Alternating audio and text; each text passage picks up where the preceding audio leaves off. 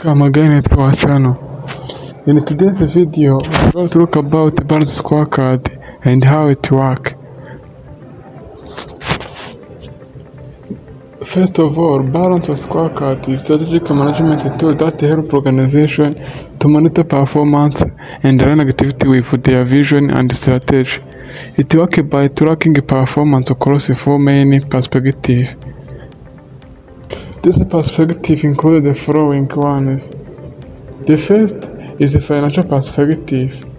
This focuses on profitability, revenue growth, and cost management. Example: return on investment, sales growth, net profit margin, and others. The second is the customer perspective.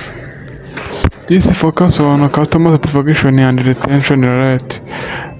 Example: customer satisfaction score, market share, repeat purchase.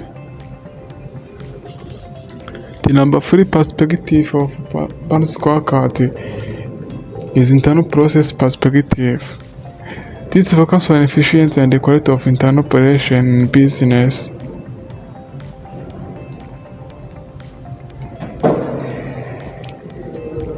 Example of metric here is production time, error rate, and process improvement rate.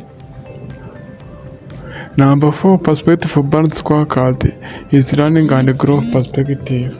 This is employee skills and innovation in business. Example of metric is staff training, hour, employee engagement, idea generation.